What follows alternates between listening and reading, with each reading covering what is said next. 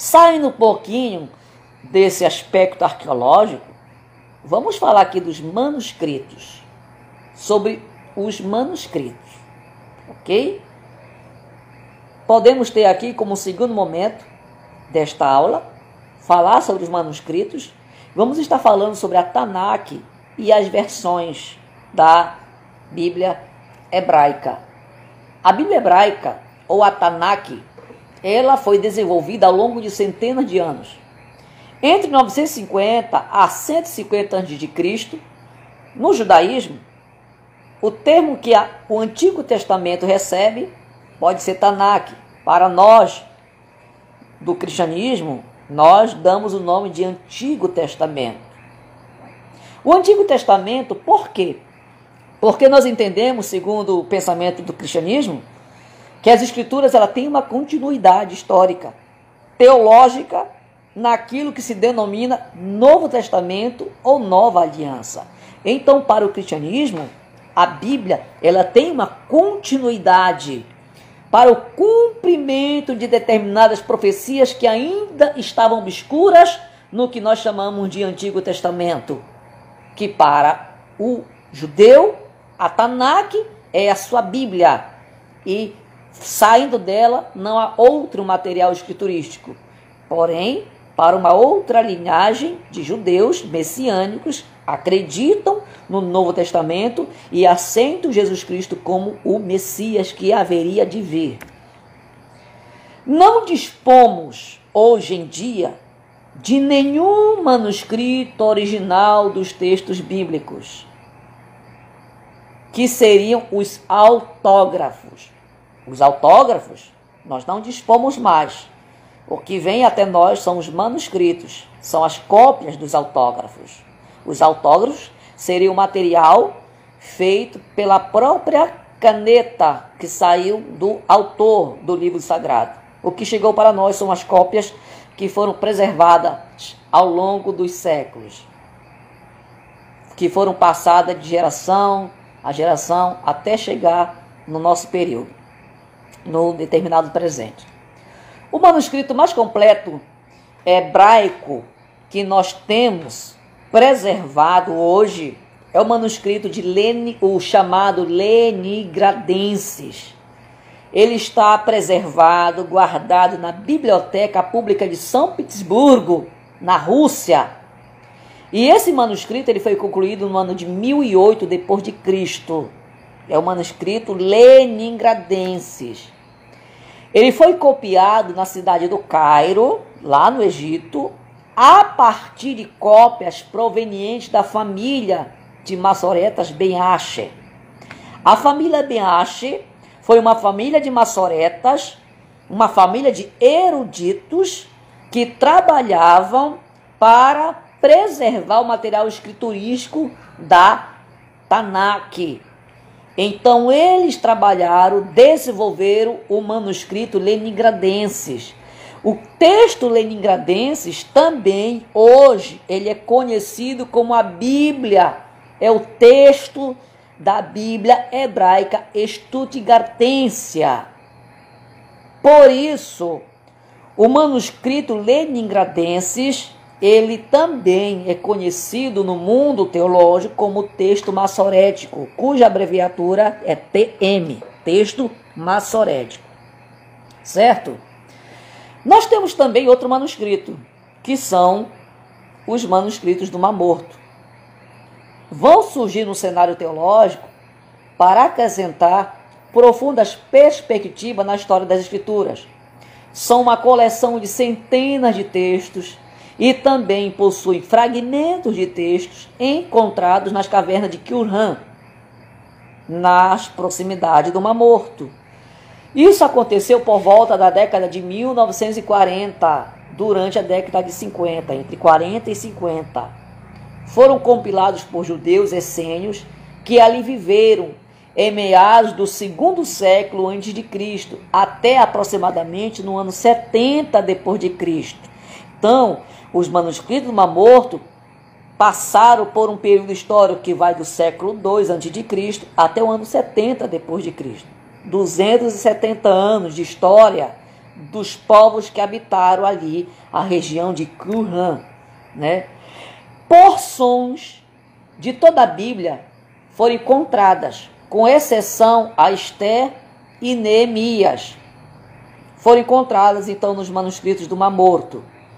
Os manuscritos do Mar Morto são de longe a versão mais antiga do texto bíblico, datando de 1000 anos antes do texto original da Bíblia hebraica, usado pelos judeus atualmente. Aonde é que estão, então, os manuscritos do Mar Morto? Eles estão hoje preservados no Santuário do Livro do Museu de Israel, lá em Jerusalém. Você que visitar Israel, você que tiver o privilégio de ir até a Terra Santa, visite o Santuário do Livro e lá você vai encontrar os manuscritos do Mar Morto preservados. Certo? A Tanakh. Como é que está dividida a Bíblia hebraica? Como é que a Bíblia hebraica ela está dividida? A Bíblia hebraica, gente, ela tem a divisão que foi realizada por Flávio Josefo. Flávio Josefo, então, ele fez a sua divisão de livros, né, de acordo com o grupo da divisão da Tanakh. A Tanakh, o texto massorético, está dividido em 3 grupos, né? A Torá, Neviim, Ketuvim. A Torá, que é a lei, ela compõe o Chumash, né? O Chumash, que é Gênesis, Êxodo, Levítico, Números, Deuteronômio. Os livros em hebraico, Breshit, né? Shemot, Vaikra, Bamidbar e Devarim. São os 5 livros da Torá. Neviim, que em hebraico significa os profetas. Quais são os livros que compõem os profetas na Tanakh? Para nós, na nossa divisão, nós temos profetas maiores e profetas menores. Profetas maiores, na nossa divisão cristã, possuem 5 livros: Isaías, Jeremias, Lamentações, Daniel e Ezequiel. Na Tanakh, não tem profetas maiores nem profetas menores. A Tanakh, Neviim, os proféticos, são divididos em 2 grupos também: profetas anteriores, profetas posteriores. Enquanto nós temos a divisão de profetas maiores, profetas menores, que é com relação ao conteúdo profético do livro, profetas maiores nós temos 5 livros, profetas menores nós temos 12 livros. Nos profetas, no Neviim, nós temos profetas anteriores e profetas posteriores. Nos profetas anteriores fazem parte o livro de Josué, o livro de Juízes, o livro de Samuel e os livros dos reis. Tanto Samuel quanto Reis aqui, eles são um livro. Não tem 1º e 2º Samuel na Tanakh, é somente um livro, Samuel. Não tem 1ª Reis e nem 2º Reis. Tem apenas um livro também, o livro dos reis. Profetas posteriores. Nós temos aqui Isaías, Jeremias, o livro de Ezequiel e os 12. O que na nossa divisão seria profetas menores, contendo os 12 livros que vai de Oséias a Malaquias, na Bíblia hebraica, o livro dos 12 é um só livro. Os profetas menores aqui, então, são apenas um volume, um só livro para ser lido. E na terceira divisão, Ketuvim, que são os escritos, no grego são agiógrafos, né? Ketuvim em hebraico, os escritos. Nós temos aqui 3 grupos: poesia e sabedoria, os megillotes e os livros históricos. Poesia e sabedoria, dentro dos escritos, nós vamos encontrar Salmos, Jó e Provérbios. São poesia e sabedoria. No subgrupo Megilot, que também compõe os escritos, os Ketuvim da Bíblia hebraica, quem são os Megilotes? São 5 livros: Ruth, Cânticos, Eclesiastes, Lamentações e Esther. E nos livros históricos, dentro dos escritos, nós temos Daniel, um só livro que é Esdras, Neemias e o livro das crônicas, que também não tem primeira crônicas nem segundas crônicas, tem um só livro, que é crônicas. Esdras e Neemias são apenas um livro e não 2 livros. Essa é a divisão da Tanakh, da Bíblia hebraica, na Torá, Neviim, Ketuvim, certo? Para você aprender. Nós estamos estudando aqui o Pentateuco, a Torá, mas nós estamos aqui dando um panorama como é dividida a Bíblia hebraica para você. O nome Tanakh, que é o nome que nós damos à Bíblia hebraica, ele é um acróstico. Torá, tira-se então o Tá, né? Neviim e Ketuvim. Então, as primeiras sílabas dos 3 nomes colocamos Tanakh, né? Que é a palavra para o termo Bíblia, no sentido da Bíblia hebraica, certo? Com relação aos profetas posteriores, por que são chamados profetas posteriores? Uma das divisões dos profetas. Os profetas posteriores, que são Isaías, Jeremias, Ezequiel e os 12, eles equivalem ao ministério profético compreendido entre os cativeiros assírio e babilônico, até o retorno dos judeus à Palestina, após 70 anos sob domínio babilônico. Então, esses profetas que surgiram nesse período entre o cativeiro assírio e o cativeiro babilônico, até o retorno dos judeus à Palestina, depois de 70 anos, são chamados de profetas posteriores. E também os meglotes. Os meglotes equivalem, então, aos 5 livros que são cantados em determinadas festas específicas. Os meglotes, que fazem parte dos manuscritos, dos escritos, que eu já falei, que são Cânticos, Ruth, Lamentações, Eclesiastes e Esther. Veja a diferença, gente. Que tem livros aqui que fazem parte, na nossa divisão cristã, tem livros aqui que fazem parte do livro profético, que seria o livro de Lamentações. Nós temos a divisão dos poéticos, que fariam parte aqui o livro de Eclesiastes, o livro de Cânticos. E nós temos, na nossa divisão, os livros históricos, que seriam o livro de Esther, o livro de Ruth, né? Nessa divisão aí. Mas, na Bíblia hebraica, Esther, Eclesiastes, Lamentações, Ruth e Cântico dos Cânticos compõem um grupo chamado Megilot. Cânticos é o livro que é cantado durante a Pessá, durante a Páscoa. Na cerimônia da Páscoa, o livro de Cânticos ele é cantado, ele é ensinado, ele é trabalhado na cultura judaica. No período da festa do Pentecostes, é trabalhado o material de Ruth.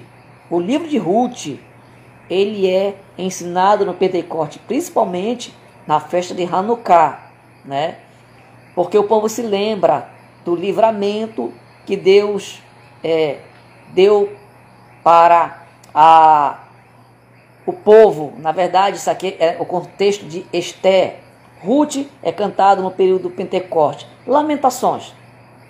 Lamentações é ensinado, é cantado, é meditado quando vem o dia 9 do mês de Aviv, né? Porque foi nessa data que aconteceu a destruição do templo de Jerusalém, a destruição da cidade, os seus muros, o templo.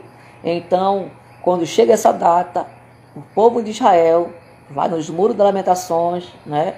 E faz ali uma memorial,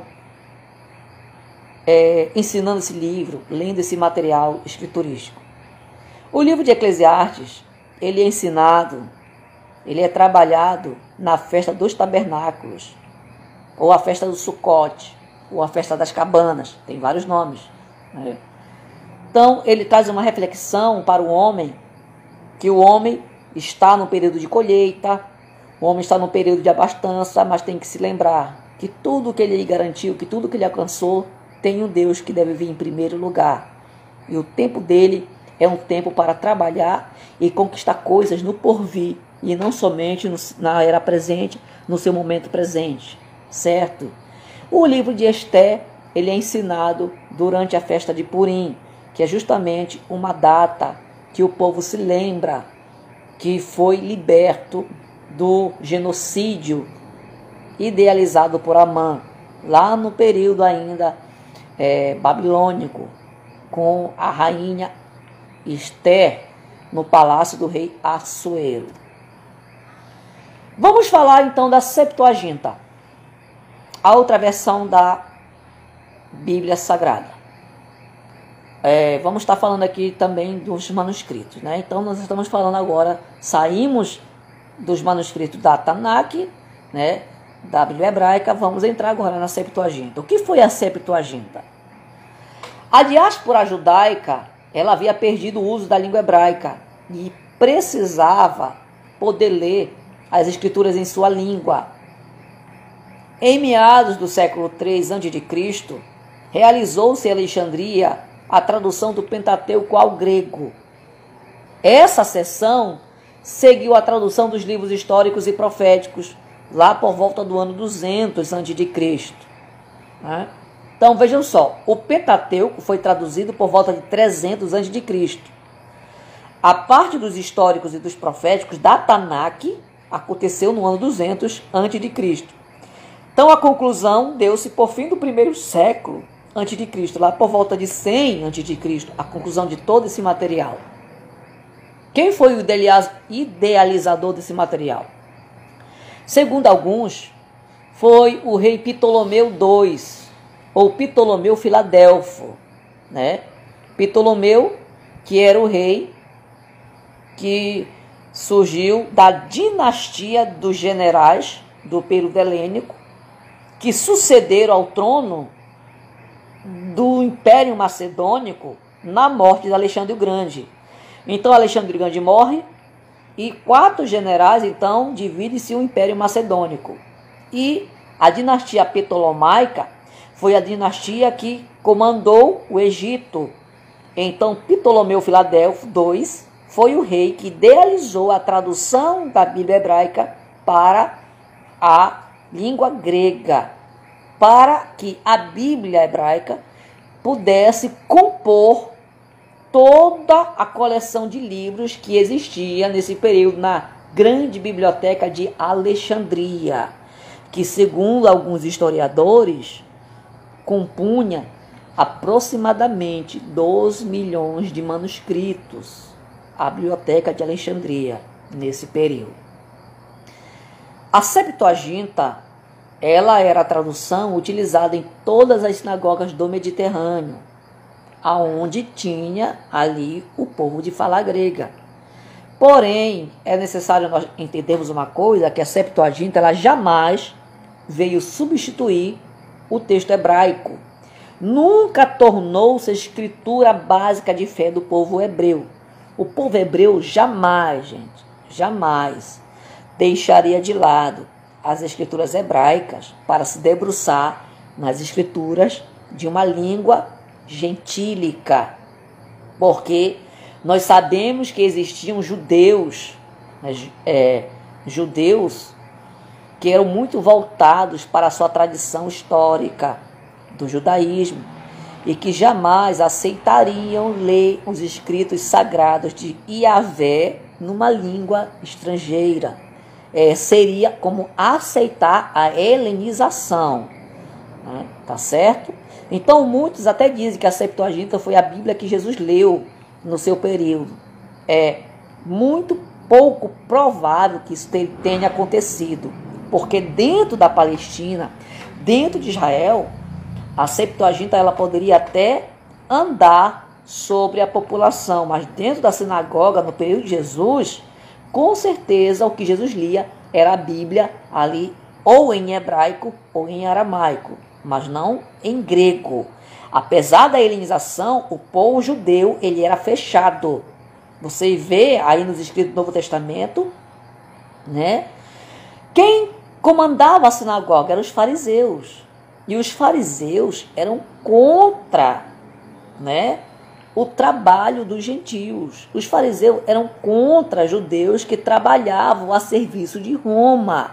Então, eles não aceitariam dentro das sinagogas ter material em grego, jamais. Isso poderia acontecer nas cidades fora de Israel, nas sinagogas gentílicas, poderia encontrar a Septuaginta, mas dentro de Israel, nas sinagogas de Israel, com certeza você não veria judeu abrindo um manuscrito bíblico para ler em grego. Isso jamais aconteceria.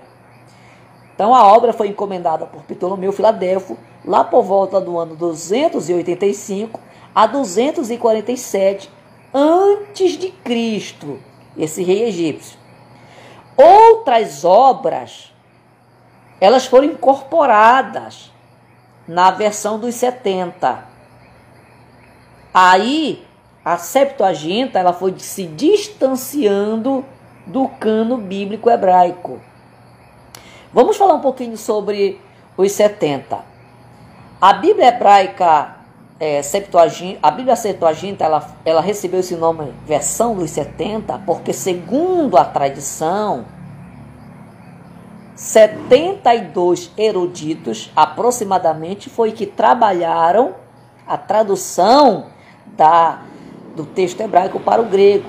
72 eruditos era justamente o número de pessoas que compunham o Sinédrio, o tribunal ali de Israel, o tribunal de Jerusalém. 72 eruditos. Então, por causa desses 72 eruditos, a Bíblia traduzida para o grego, ela foi denominada de Septuaginta com relação a esses que compunham o Sinédrio. Também nós não podemos dizer que foram os eruditos que faziam parte do Sinédrio de Jerusalém. Com certeza, o rei egípcio Ptolomeu Filadelfo deve ter contratado 70 pessoas, 72 eruditos de outras localidades, mas que tinham um profundo conhecimento da Bíblia hebraica para traduzir para o grego também, nesse período. O que se seguiu depois da Septuaginta? Seguiu-se 3 versões da Bíblia grega. Surgiu da Septuaginta o Códice Vaticano, o Códice Sinaítico e o Códice Alexandrino. O Códice Vaticano, nós temos preservado uma cópia desse Códice Vaticano que foi trabalhado lá por volta do século IV depois de Cristo. O Códice Sinaítico, uma cópia desse códice, ela também está preservada e ela data do 4º século depois de Cristo, 400 anos depois de Cristo. O Códice Alexandrino, que também é uma cópia da Septuaginta, essa tradução, ela data lá por volta do ano 500 depois de Cristo, certo? Falando do texto hebraico, nós temos o Pentateuco samaritano. O que o Pentateuco samaritano é? Ele está guardado na cidade atual de Nablus. O texto reflete o momento em que a comunidade samaritana se separou da comunidade judaica. Vocês se lembram? Na invasão do Reino do Norte, com Sargão II, o que ele fez? Ele pegou parte da população que morava em Samaria e levou para Damasco. E parte da população de Damasco trouxe para habitar Samaria. Nesta invasão, com certeza, os judeus piedosos preservaram o Pentateuco, o Pentateuco samaritano. A comunidade samaritana, então, ela reteve esse Pentateuco como a sua escritura sagrada, e o fato de não incluir os livros dos profetas e os escritos é uma indicação de que, no momento da separação, apenas a primeira parte ela era conhecida como canônica. devido esse cativeiro assírio, né? Então o texto que eles tinham até o momento foi preservado como o único material canônico. Então eles não preservaram os escritos proféticos dos profetas que viveram o cativeiro babilônico. Eles retiveram como escritura sagrada o material do Pentateuco, que está escrito em paleo-hebraico, a língua mais antiga, os escritos mais antigos do que a escrita quadrática hebraica que nós conhecemos hoje. Tá? Então, o Pentateuco samaritano, ele preservou o que Israel e Judá entendia como canônica naquele momento. Tá certo? Os caracteres no paleo-hebraico que estão lá no Pentateuco samaritano foram os originais hebraicos que, por causa desconhecidas, foram substituídos durante o tempo do cativeiro pelo que hoje nós reconhecemos como como escrita quadrática hebraica, que hoje nós trabalhamos, nós ensinamos, nós estudamos as escritas quadráticas hebraicas, certo? Ele tem variações para os demais manuscritos. São aproximadamente 6.000 variações que contém o Pentateuco samaritano. Mas a maioria são questões de erros ortográficos, próprios dos copistas que trabalharam esse material. Outros erros, em comparação, são de cunho teológico, dentro desse manuscrito do Pentateuco samaritano. Como quando de maneira constante eles mudam a menção do Monte Sião para o Monte Gerizim, lugar de adoração dos samaritanos, que você pode encontrar lá em João capítulo 4, versículo 20. Ou quando eles acrescentam ao decálogo um mandamento que ensina a construir um templo no Monte Gerizim. Isso, gente, nesse período do reino dividido, com certeza foi para reforçar a ideia do templo construído, né, por Jeroboão, ali no Monte Gerizim. Quando ele assume o trono do Reino do Norte, ele não queria que o povo saísse do Reino do Norte para adorar em Jerusalém.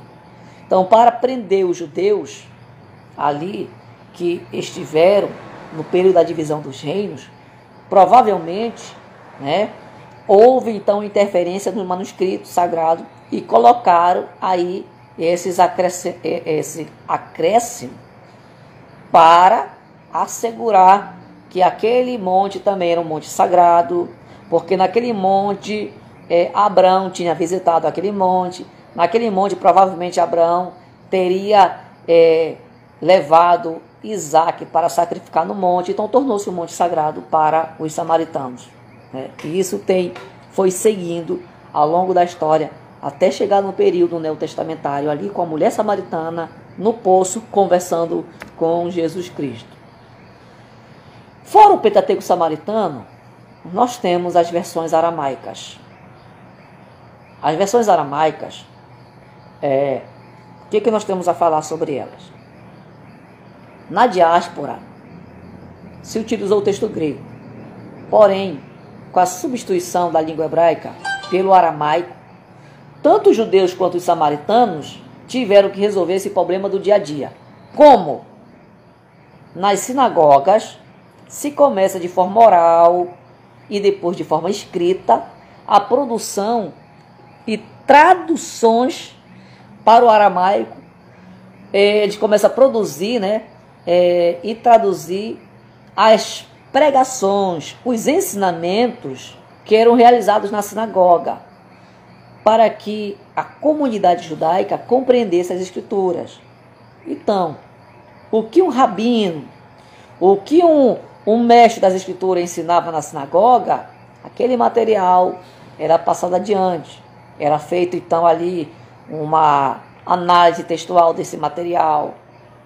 Assim como você pega hoje uma pregação de um pregador de renome, ou você vai no culto de ensino e pega ali as suas anotações e depois você vai trabalhar aquela mensagem segundo o teu conhecimento, para que outras pessoas possam compreender as Escrituras Sagradas.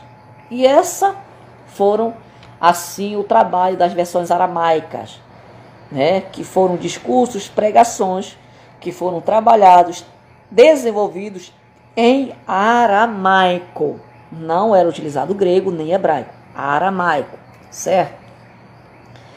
Esses trabalhos de versões aramaicas receberam o nome de Targum, que no plural é Targumim, né? O que significa Targum? Tradução. Então, nós temos vários Targuns que foram preservados, foram encontrados, né?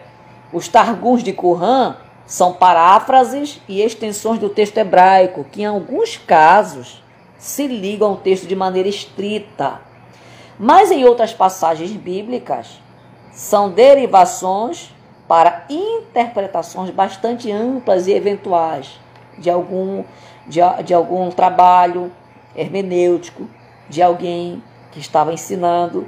Então ele colocou ali o seu comentário, e esse comentário muitas vezes se une ao conteúdo escriturístico, certo? Em aramaico. Os Targumim, eles refletem então o pensamento judaico do século I a.C. Então, no ano 100 a.C., foi o período ainda, no período interbíblico, que foi desenvolvido os Targuns. Nós temos o Targum do Pentateuco. O Targum do Pentateuco ele foi atribuído a Áquila e é denominado de Targum Onkelos. Targum Onkelos. Esse Targum, né, ele foi atribuído a Áquila, ele está preservado hoje no mundo, nas bibliotecas. Nós temos também um Targum equivalente aos escritos dos profetas. Este foi atribuído a um trabalho de Teodócio. Hoje, esse Targum, que ele tem porções aramaicas sobre os profetas, ele é conhecido como Targum de Jonatas. Por volta do século XX, na nossa era, no século XX, foi descoberto na Biblioteca do Vaticano o Targum Neofite. O Targum Neofite, ele contém o Pentateuco numa versão diferente do Targum Onkelos.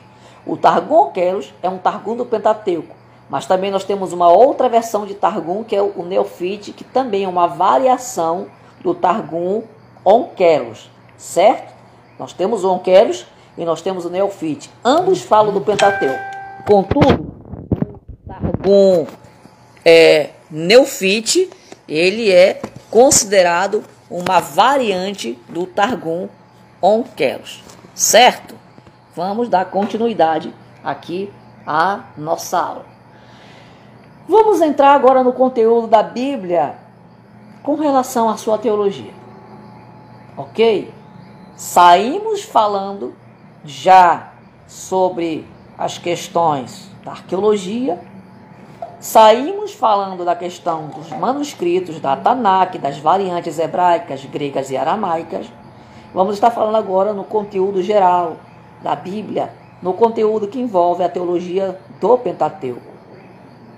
O Antigo Testamento, ele dedica-se ao trato com Deus, com a nação escolhida, o trabalho, a teologia da Tanakh. O povo hebreu abrangia ali então 3 finalidades. O povo de Israel, ele abrangia ser depositário da palavra de Deus.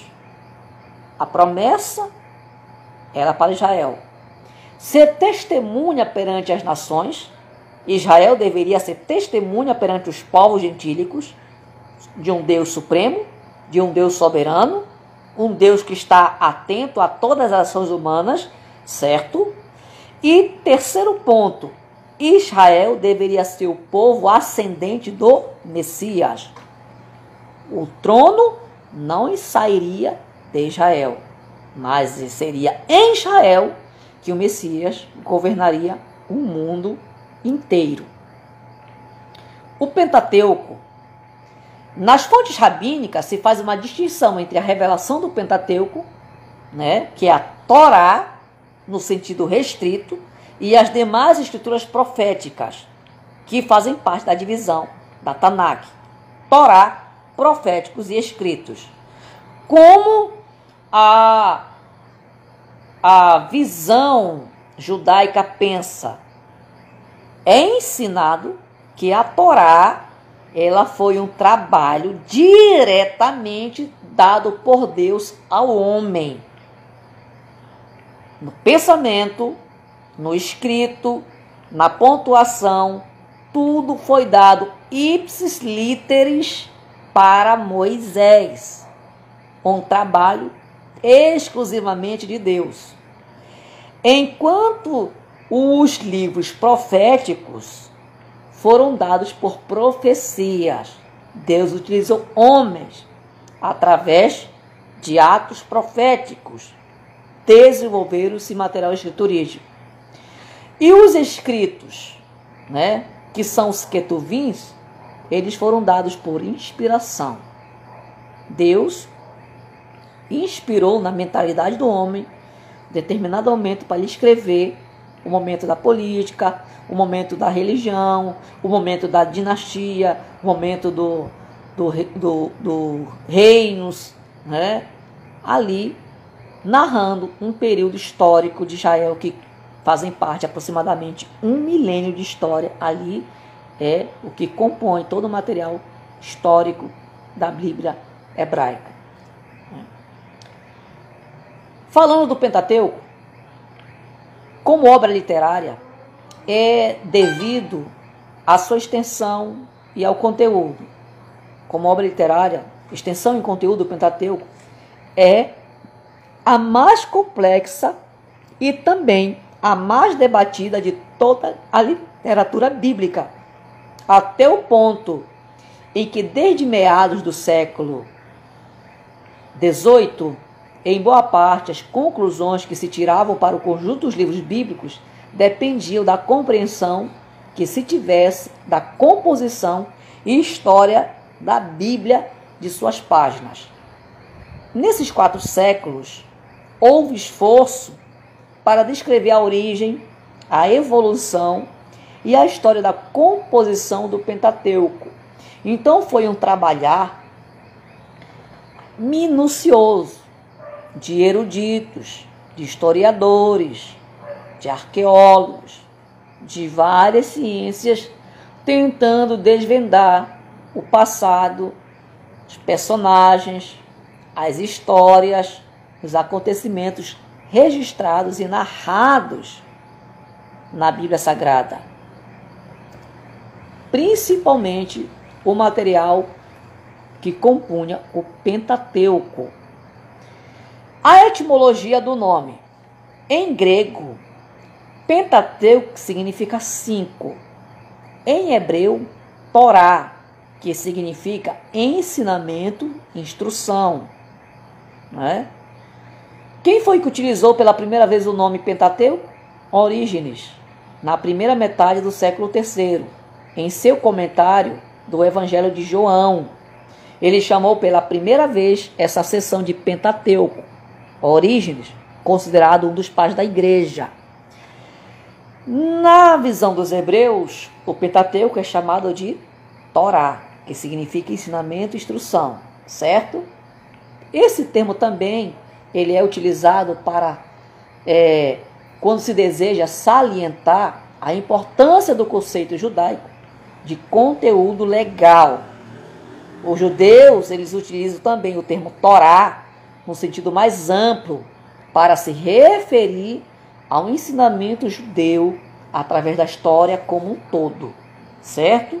Então, a Torá, na visão do judeu, também ela pode abranger toda a Tanakh, os escritos e os profetas. Os nomes dos livros foram dados pela versão Septuaginta, né? Os nomes dos livros em grego: Gênesis, Êxodo, Levítico, Aritmoi e Deuteronômio. certo? Gênesis, Êxodo, Levíticos, né? Aritmoi e Deuteronômio. Gênesis em grego, que significa origem, né? Êxodo, saída. Levítico, que tem a relação com o legado levítico daqueles que trabalhariam na presença do Senhor, assistiram nos cultos, na liturgia. Aritmoi, que significa números, que tem a ver com o censo, né, que foram feitos ali por Moisés. E Deuteronômio, que significa repetição da lei, certo? Essa foi o trabalhar da Septuaginta, a tradução da Torá para o idioma grego, que aconteceu por volta de 200 a.C., encomendada por Ptolomeu Filadelfo II, rei do Egito, que queria ilustrar a recém-inaugurada Biblioteca de Alexandria, o qual nós já explicamos alguns momentos atrás. O que o Pentateuco aborda? Ele aborda a história e ele aborda leis. No aspecto da história, né, ele aborda a questão da criação, a questão da formação do homem, a questão da queda, promessa de redenção, início da nação de Israel, o êxodo, a peregrinação, as alianças, a enumeração das famílias, divisão das terras por tribos, repetição da lei e a bibliografia dos patriarcas, né? Com relação a leis, o Pentateuco aborda cerimoniais, as leis cívicas, as leis morais, certo? E as leis que trabalhavam o cotidiano do homem para com seus semelhantes, certo? O que aborda com relação aos temas teológicos do Pentateuco? O Pentateuco, ele percorre ali, ele projeta-se ao longo de toda a literatura do Antigo Testamento certos temas. O Pentateuco, ele aborda ali o tema de promessa, que vai constituir-se em um povo e possuir uma terra. Quando se trata de promessa, né, o Pentateuco aponta a constituição de um povo para possuir uma terra. No tema teológico da libertação, nós podemos encontrar esse tema lá em Gênesis capítulo 1 e o capítulo 4, né? A expectativa de libertação percorrendo todo o Pentateuco, principalmente em Gênesis 1 ao 4. O terceiro tema teológico que nós encontramos no Pentateuco, a teologia da palavra de Deus. O que essa teologia nos ensina? Sua palavra é eficaz e atuante. E lá em Gênesis capítulo 1, aponta-nos a capacidade criadora que é atribuída à palavra, né? Então, a teologia da palavra de Deus. A criação das coisas começam pela palavra de Deus. E você vê também, lá em Êxodo, do capítulo 3 ao capítulo 5, Deuteronômio, capítulo 1, versículo 6, trazendo essa ideia da teologia da palavra de Deus. O quarto tema teológico que nós podemos encontrar no Pentateuco é a teologia dos textos jurídicos. Nós temos, então, o Código da Aliança, que é desenvolvido, trabalhado em Êxodo capítulo 20, do versículo 22, e vai até o capítulo 23, versículo 19 de Êxodo. Ou então né, o livro aqui, Shemot, tá? Shemot, que é o nome de Êxodo em hebraico. Nós temos o Código Deuteronômico. Nós estamos aqui na teologia dos textos jurídicos. O Código Deuteronômico, ele abrange o conteúdo que é de Devarim, capítulo 12 ao capítulo 26. Devarim, que é Deuteronômio, certo? Nós temos também um código de santidade, que vai abordar as questões da santidade, as leis referentes às cerimônias sacras do templo, do tabernáculo, a vida do sacerdote, a questão das ofertas específicas. Levítico, ou Vaikra, que vai do capítulo 17 ao capítulo 26. E nós temos o código sacerdotal.